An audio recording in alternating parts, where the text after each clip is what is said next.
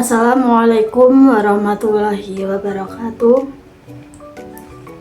Perkenalkan, nama saya Tia Kurniasari dengan NIM 221200400, Prodi PGMI. Di sini saya akan mempresentasikan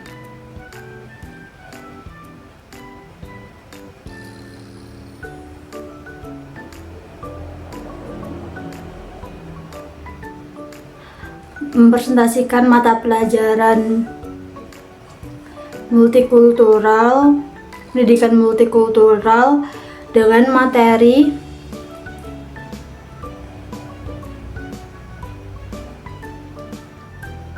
pendekatan multikultural sebagai resolusi konflik.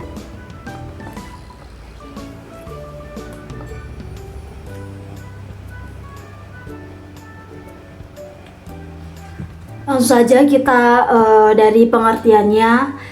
Pengertian pendidikan multikultural.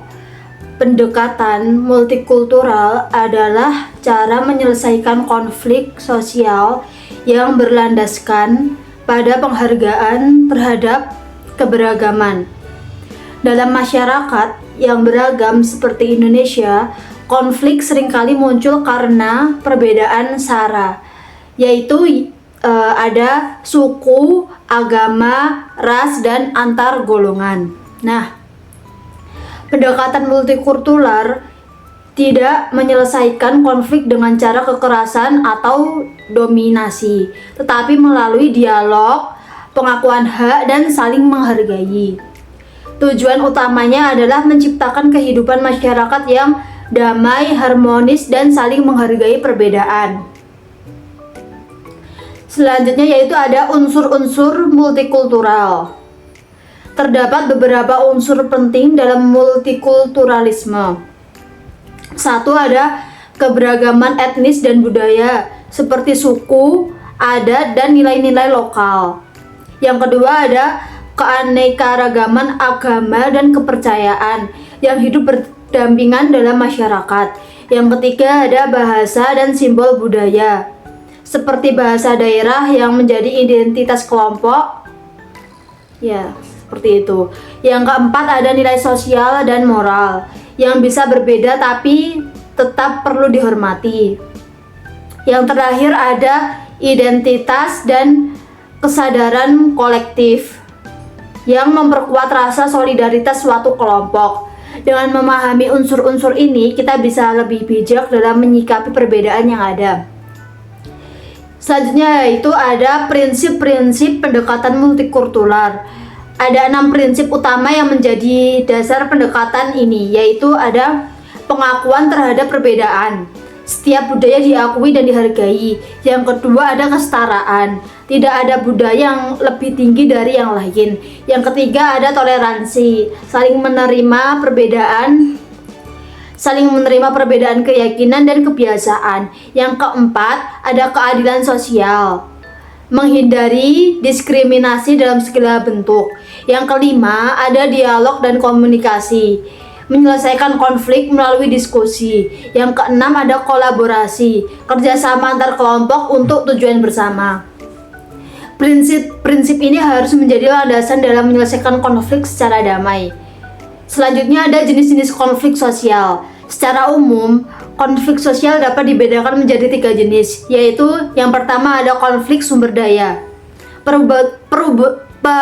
perebutan akses terhadap tanah, air, dan ekonomi. Yang kedua ada konflik identitas, timbul karena perbedaan etnis, agama, atau nasionalisme.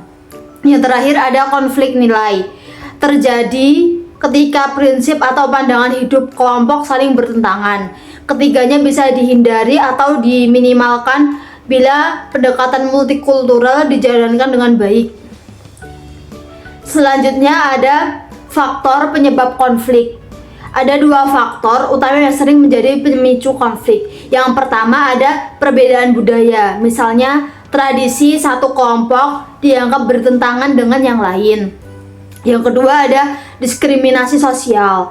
Saat kelompok tertentu diperlakukan tidak adil karena suku, agama, atau jenis kelamin. Hal-hal seperti inilah yang perlu kita waspadai dan hindari dalam kehidupan bermasyarakat. Selanjutnya ada strategi penyelesaian konflik. Untuk menyelesaikan konflik secara multikultural ada dua jenis strategi utama. Yang pertama mediasi berbasis budaya. Mediator memahami nilai dan norma budaya masing-masing pihak. Yang kedua ada dialog antar budaya. Diskusi antara kelompok berbeda untuk saling memahami dan menemukan titik temu. Melalui dua cara ini, kesepakatan bisa dicapai dengan kekerasan, tetapi dengan kesepakatan bisa dicapai tanpa kekerasan, tetapi dengan saling pengertian. Selanjutnya ada dampak positif pendekatan multikultural.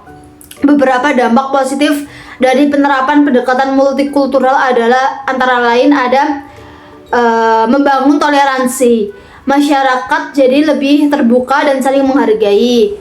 Selanjutnya ada memperkuat jaringan sosial. Hubungan antar individu dan kelompok menjadi lebih erat. Selanjutnya ada meningkatkan kerjasama, mendorong kolaborasi antar pemangku kepentingan baik di bidang sosial, pendidikan, hingga politik. Selanjutnya ada menjaga stabilitas politik karena konflik dicegah sejak dini lewat dialog. Selanjutnya ada mencegah kekerasan karena semua pihak diajak bicara dan tidak ada yang dipaksakan. Jadi kesimpulannya pendekatan multikultural adalah solusi yang relevan dan damai dalam menangani konflik sosial di masyarakat yang beragam. Dengan saling menghargai, berdialog, dan bekerja sama, kita bisa membangun masyarakat yang toleran, adil, dan inklusif. Sekian pemaparan dari saya. Semoga materi ini dapat menambah wawasan kita semua dan menumbuhkan semangat untuk lebih menghargai perbedaan dalam kehidupan sehari-hari. Wassalamualaikum warahmatullahi wabarakatuh.